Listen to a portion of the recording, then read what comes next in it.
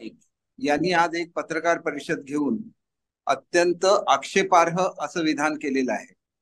त्यांचं म्हणणं आहे की एबीसी अशा कॅटेगरी कडून पैसे वाटण्यात आले. हे पैसे कोणी वाटले याच्याबद्दल मला स्वतः काही माहिती नाही, परंतु मी एक निश्चितपणे सांगू शकतो की त्याच्यानंतर जे बोललेले वाक्य आहे ते अत्यंत आक्षेपार्ह आहे. त्याने असं म्हटलंय की आमदार 50 खोके घेऊन लाचार होऊ शकतात, कोकणी जनता लाचार नाही. तर मला त्यांना सांगायचं आहे की मी स्वतः साईबाबांचा भक्त आहे.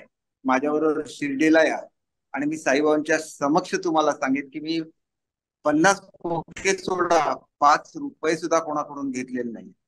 कोकणी मनुष्य कधीही लाचार नाही ही वस्तुस्थिती आहे, पण ती लाचारी तुमच्याकडे आहे. वर्षाच्या बाहेर एक एक दिवस उभं करायचं आणि तो अपमान सहन करायचा अशी तुमची अपेक्षा आहे का? आणि 2-2, 3-3 महिने मी हा अपमान सहन केलेला आहे. तुम्ही निवडून आला ते सुद्धा मी केलेल्या बंडाच्या ह्याच्यावर निवडून आला.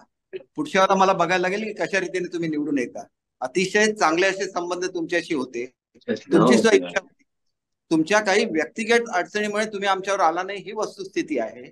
कोणाला बोलता लाचार?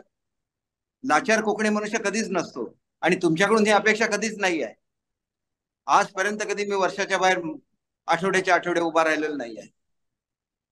मी तरी पण उद्धव साहेबांवर टीका केलेली नाही आहे. एका आदरापोटी कसं वागवतं आमदारांना आणि नंतर त्यांची बदनामी करतात आणि आदित्य ठाकरे बदनामी करतात.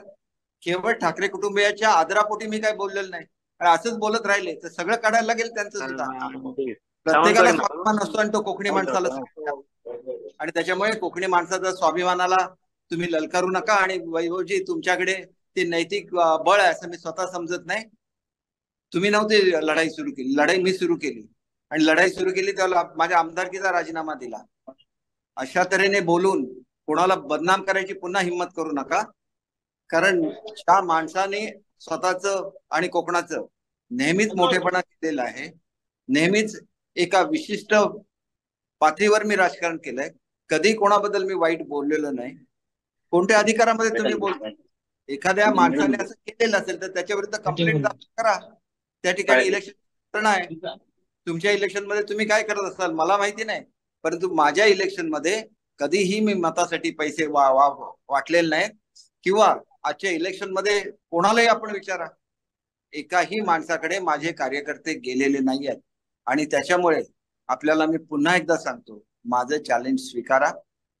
आणि जर मी खरा असेल आणि मी 1 रुपया सुद्धा घेतला नसेल, माझ्या आणि कोकणी माणसाच्या स्वाभिमानासाठी आणि आमच्या लोकांच्या कामासाठी जर हे घडलं असेल आणि त्या बाळासाहेबांच्या विचारासाठी हे घडलं असेल, तर मग तुम्ही राजीनामा द्या आणि तुमच्या मतदारसंघामध्ये मी येतो आणि नंतर बघूया.